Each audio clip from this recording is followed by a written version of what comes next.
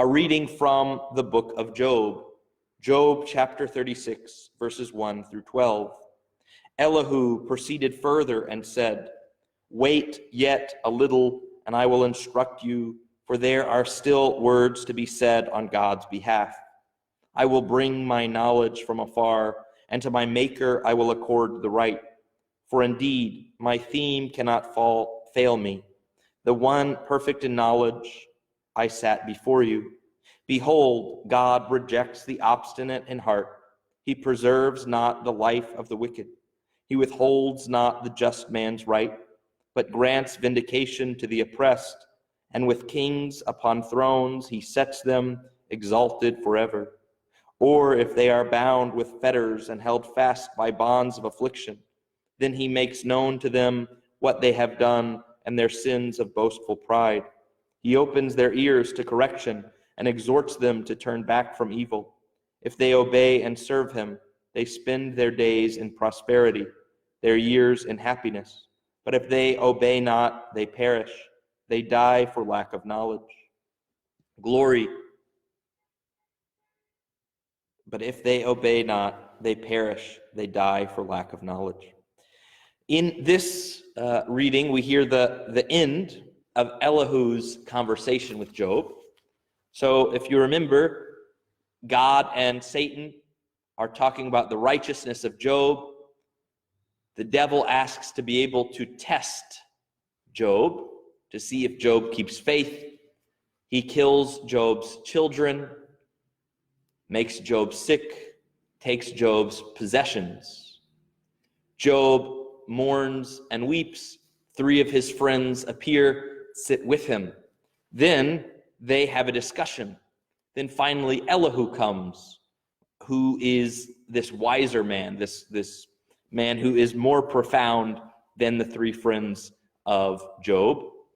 And he begins to have his arguments. Here he is speaking after Job, and he is trying to refute the points of Job. And what will happen next is that we will hear God speak. So Elihu talks about how he has wisdom because he knows that God is good. Behold, God rejects the obstinate in heart. He preserves not the life of the wicked. And so what he says is, if God is good, then this punishment from God must be just. If God is good, then if you are punished, it must be because you deserve it.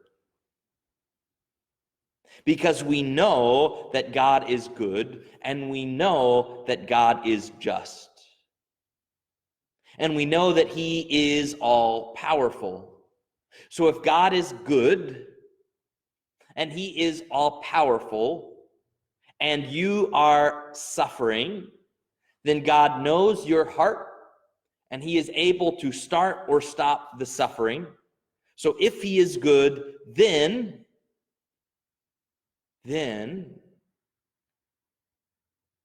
this suffering must be as a punishment.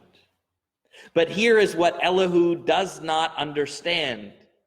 He does not understand that suffering itself can be made good. He does not understand that God can transform suffering into redemption. And he does this primarily through Jesus Christ's death on the cross. So Elihu, he says, God has to be good. God has to be all-powerful. And then suffering must be bad, must be a punishment. So if God is good and all-powerful and you are undergoing suffering, then you are bad. You are being punished. But what he does not understand is that you can say God is all-powerful, God is good, you are being punished, you are suffering, but that suffering has been made good through the suffering of Jesus Christ. That suffering has been made redeemed. So what does this look like? This looks like not a kidney stone, but the birth of a child.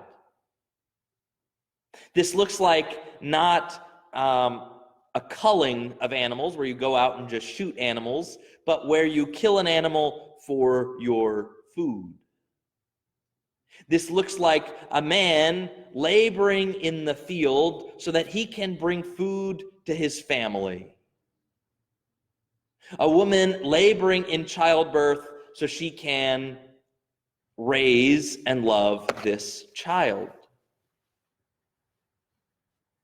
And so although in the beginning, in Genesis, there was this idea that men would not have to labor and women would not have to labor in childbirth, yet there is something special. There is something special that has happened because men have to labor, because men have to lay down their lives in work. Now men and women have to lay down their lives in work because of love, that they are now able to practice self-sacrificial love, life-giving love. And that a mother who apparently would have given birth as light passes through a pane of glass now gives birth in agony.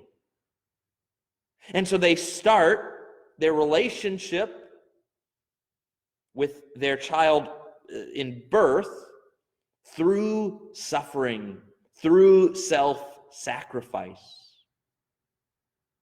And so that it is almost as if these works have become more beautiful and more loving because of the fall, because God has redeemed them.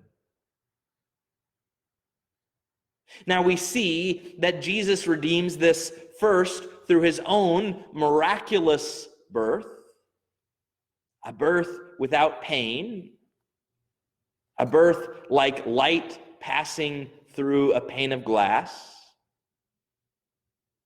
And we see that he both gives bread without labor through the multiplication of the loaves and the fishes, and gives us our daily bread in the Eucharist. He feeds us and he clothes us, not through the killing of a lamb,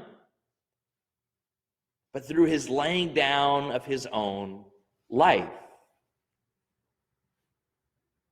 So, we see that while suffering gives us a glimpse, a chance, a participation to love selflessly,